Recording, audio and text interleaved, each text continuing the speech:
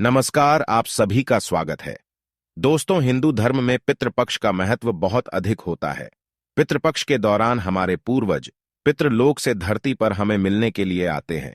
हमारे द्वारा उनके लिए किए जाने वाले श्राद्ध तथा तर्पण, पिंड दान आदि कार्यों से वे संतुष्ट होकर हमें आशीर्वाद प्रदान करते हैं।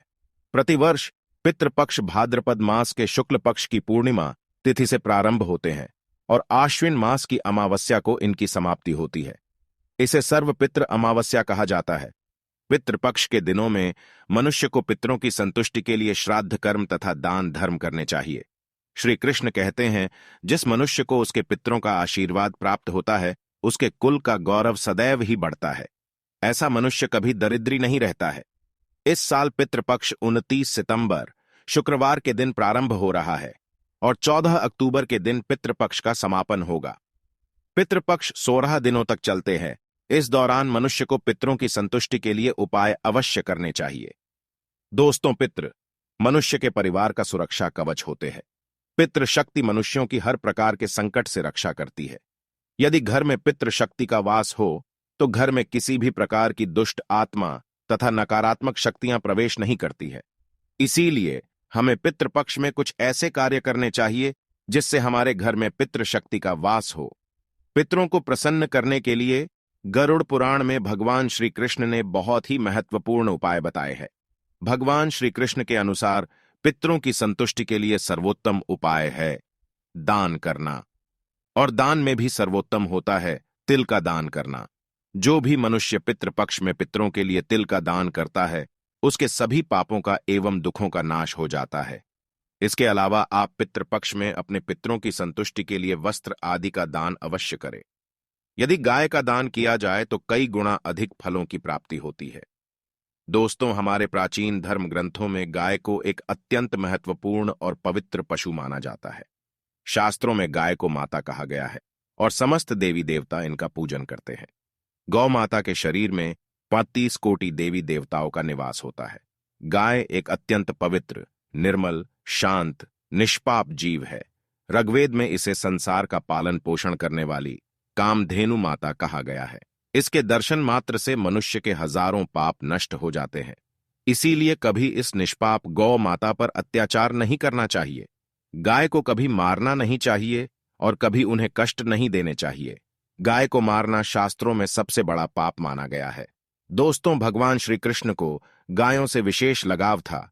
उन्हें गौ माता बहुत अधिक प्रिय थी। श्री कृष्ण के अनुसार गायों की सेवा करना ही सर्वश्रेष्ठ धर्म है। इससे बड़ा पुण्य का कार्य संसार में दूसरा कोई नहीं। कलयुग की भविष्यवाणी करते हुए भगवान श्री कृष्ण कहते हैं कि कलयुग में जब धर्म का लोप हो जाएगा, तब मनुष्य गाय की सेवा नहीं करेंगे। मनुष्य केवल दूध के लिए ही गाय को पालेगा। दूध के लिए वह गाय को बहुत कष्ट देगा, जिसके परिणाम स्वरूप कलयुग में पाप और अधर्म उसके चरम पर होगा। कलयुग के अंत का लक्षण बताते हुए श्री कृष्ण कहते हैं, जब संसार से गायें समाप्त हो जाएंगी, तब कलयुग का अंत होगा। जो मनुष्य कलयुग में भी गाय की निस्वार्थ भाव से सेवा करेगा, वह सुख समृद्धि प्राप्त करेगा। जो स्त्री रसोई में बनी पहली रोटी गौमाता को खिलाएगी, वह सदा सुहागिन और सौभाग्यशाली रहेगी। जो लोग अपने घर में गाय से प्राप्त पंचगव्य को घर में रखेगा, उसके घर में कभी दुख दरिद्रता नहीं आएगी। दोस्तों, हमारे धर्म के सभी शास्त्रों में गाय की सेवा को ही सर्वश्रेष्ठ माना गया है। जो व्यक्ति प्रतिदिन किसी न किसी तरह से गौ माता की सेवा करता है, वह सबसे अधिक पुण्यवान बन जाता है। गांव में तो मनुष्य को गाय की सेवा करने का अवसर प्राप्त होता है, लेकिन शहरों में गाय के दर्शन आसानी से नहीं हो पाते हैं। इसीलिए मनुष्य को गौशाला में जाकर गाय की सेवा करनी चाहिए अथवा गौशाला के लिए दान धर्म करने चाहिए। इसके अलावा आप अपने घर में ही गौ माता की मूर्ति रखकर उनकी पूजा जरूर करें। इससे भी माता कामधेनु का आशीर्वाद प्राप्त होता है। शास्त्रों में गौ माता को मां लक्ष्मी का रूप माना गया है। इसीलिए उनकी पूजा करने से दरिद्रता दूर होती है। प्राचीन काल से ही गौ माता की सेवा और संरक्षण करने की परंपरा चली आ रही है। कई ऋषि मुनि अपनी कुटिया में गायों का पालन करते थे तथा राजा महाराज गायों का दान करते थे। गायों के दान को सबसे बड़ा दान कहा गया है। गाय का दान करने से सभी जन्मों के पाप नष्ट हो जाते हैं और मनुष्य को मोक्ष की प्राप्ति होती है। आज हम आपको गौ माता के संबंध में बहुत ही महत्वपूर्ण बातें बताने जा रहे हैं। गाय की पूजा कैसे करनी चाहिए, गाय को कौन सी चीजें खिलाने से कौन सा फल मिलता है तथा गाय के किस अंग को स्पर्श करने से दरिद्रता दूर होती है आदि के बारे में हमारे शास्त्रों में बहुत ही महत्वपूर्ण ज्ञान दिया गया है। हमारी अत्यंत पूजनीय गौ माता के बारे में आप सभी को यह बातें अवश्य जान लेनी चाहिए। इससे आपके जीवन से सभी प्रकार के कष्ट दूर होंगे। दोस्तों, कई बार महिलाएं जाने अनजाने में गाय को कुछ चीजें खिला देती हैं, जिससे मां लक्ष्मी क्रोधित हो जाती है। शास्त्रों में कहा गया है कि ये चीजें गाय को कभी नहीं खिलानी चाहिए। इससे मनुष्य के जीवन में दुर्भाग्य आता है और उसे किसी भी कार्य में सफलता नहीं मिलती है। तो चलिए जान लेते हैं गौ माता के विषय में महत्वपूर्ण नियम। सबसे पहली बात है दोस्तों, गौ माता के दर्शन करना बहुत शुभ होता है। शास्त्र कहते हैं रोज सुबह गाय के दर्शन होने से पुण्य की प्राप्ति होती है और सुबह गोबर के दर्शन होने से लक्ष्मी की प्राप्ति होती है। अगर किसी महत्वपूर्ण कार्य के लिए जा रहे हैं और अचानक ही गौ माता आपके रास्ते में आ जाती है तो वह कार्य निश्चित ही सफल हो जाता है। किसी भी यात्रा पर निकलते समय अगर गौ माता के दर्शन हो जाए तो वह यात्रा सुखपूर्वक पूर्ण हो जाती है, इसमें संशय नहीं है। ज्योतिष शास्त्र के अनुसार कुंडली में यदि पितृ दोष होता है तो अन्य उपायों के साथ साथ गौमाता को प्रतिदिन रोटी और घास खिलाने से लाभ होता है और पितृ दोष से मुक्ति मिलती है। इसी तरह कुंडली में यदि शनि की 7.5 या महादशा है तो हर शनिवार और अमावस्या को काले रंग की गाय को घास या रोटी खिलाएं और उसकी पूजा करें। इससे शनि दोष कम होता है। गौमूत्र यानी कि गाय का मूत्र बहुत ही उपयोगी, पवित्र और स्वास्थ्य की दृष्टि से अत्यंत हितकारी होता है। आध्यात्मिक दृष्टि से तो गौमूत्र का महत्व है ही, साथ ही वैज्ञानिक और स्वास्थ्य की दृष्टि से भी गौमूत्र के बहुत से लाभ बताए गए हैं। गौमूत्र में बहुत से खनिज पदार्थ और स्वास्थ्यवर्धक तत्व होते हैं जो हमारे शरीर की शुद्धि करते हैं और बहुत से रोगों से भी बचाते हैं। साथ ही गौमूत्र छिड़कने से वातावरण में शुद्धता और पवित्रता व्याप्त हो जाती है। इसीलिए हमारे शास्त्रों में शरीर को निरोगी रखने के लिए प्रतिदिन गौमूत्र का सेवन करने तथा घर में गौमूत्र छिड़कने के लिए कहा गया। कुंडली में शुक्र ग्रह की स्थिति को मजबूत करने के लिए ज्योतिष शास्त्र के अनुसार सुबह के भोजन में सबसे पहली रोटी निकालकर एक सफेद गाय को खिलाना शुभ माना जाता है। अगर आपकी कुंडली में बुध ग्रह कमजोर है या आपको किसी कारण इसके दुष्प्रभाव झेलने पड़ रहे हैं तो हर बुधवार के दिन गाय को हरा चारा खिलाना शुरू कर दें। इससे बुध से जुड़े दुष्प्रभाव दूर होंगे और आपको तमाम समस्याओं का हल मिल जाएगा।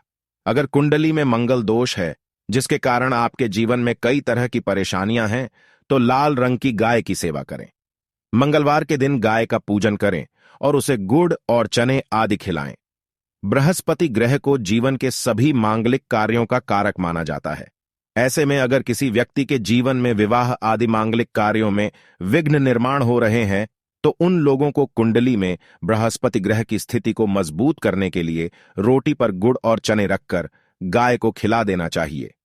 इससे आपको शुभ परिणाम प्राप्त होते हैं। अगर घर में अशांति है, लड़ाई झगड़े होते रहते हैं तो घर में सुख शांति बनाए रखने के लिए घर के अंदर गाय के गोबर से बने उपले को जलाना चाहिए और उसका धुआं संपूर्ण घर में फैलाना चाहिए।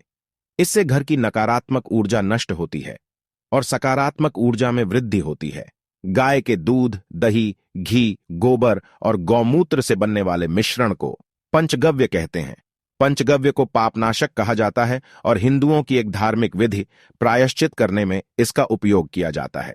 पंचगव्य को बनाने वाली सभी वस्तुएं अत्यंत उपयोगी होती हैं जो स्वास्थ्य के लिए लाभदायक तो है ही, साथ ही औषधीय गुणों से भी भरपूर है। दोस्तों, अगर आपके द्वार पर गौ माता आती है तो उसे बिना रोटी खिलाए जाने मत देना, नहीं तो आपको दुर्भाग्य का सामना करना पड़ेगा, क्योंकि जिसके द्वार से गाय बिना कुछ प्राप्त किए लौट जाती है उसके घर से लक्ष्मी भी चली जाती है। प्रत्येक स्त्री को प्रतिदिन गाय के लिए एक रोटी बनानी चाहिए और प्रेम से गौ माता को खिलानी चाहिए। इससे गौ माता का आशीर्वाद प्राप्त होता है और मन की इच्छाएं पूर्ण होती है। कुछ लोग गौ माता को बासी भोजन अथवा जूठन खिला देते हैं, इसे शास्त्रों में पाप माना गया है। आप किसी अन्य पशु को खिला सकते हैं लेकिन गाय को कभी जूठन नहीं खिलाना चाहिए।